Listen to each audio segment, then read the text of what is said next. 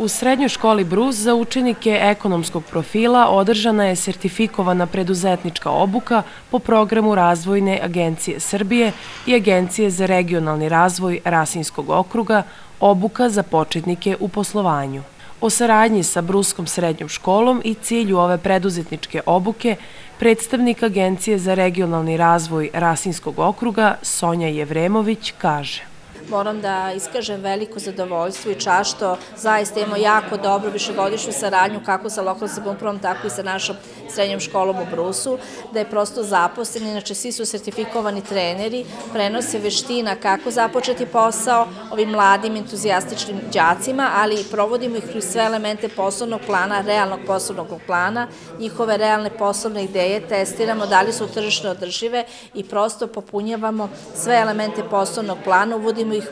u te tajne preduzetništva, razgovaramo sa njima, ohrabrujemo ih šta posle formalnog obrazovanja, kako da započnemo posao, na koje sve načine možemo da dođemo do poslovnih ideja. Takođe, mi predstavljamo sve institucije sa našeg Rasinskog okruga kojim stoje na raspolaganju da im pomognu sutradan kada se odluče da krenu u te preduzetničke vode. Jevremović ističe da je cilj obuke promocija preduzetništva, sticanje znanja i veština potrebnih za započinjanje posla, kao i povećanje mogućnosti za zaposlenje u budućnosti. O interesovanju dece za ovakav vid razvoja preduzetničkog duha kaže: Mogu reći da su deca zaista zainteresovana, imaju dozu inovativnosti u sebi, prosto mi ih i učimo da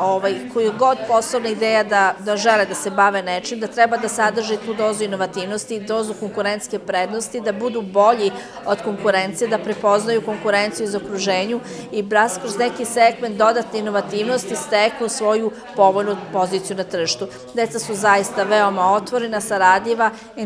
kažem, imaju taj takmičarski duh, spremna su da uči i zaista ovo je uživanje raditi sa njima. A inače, kažem, radimo realan poslovni plan i ono što je bitno da svi naši polaznici ove obuke dobit će jedan sertifikat koji je priznat i od Fonda za razvoj Republike Srbije, Ministarstva privrede, Razvojne agencije Srbije, koji će im sutradan značiti ako žele da ostvare neku subvenciju za samozapošljavanje, pokretanje posla, već će i oni imati neku konkurentsku prednost u odnosu na svoje vršnjake. Šta ova obuka znači za mlade srednjoškolce, jedna od učesnica Jelena Pavličević kaže: Mi smo danas na ovim časovima radili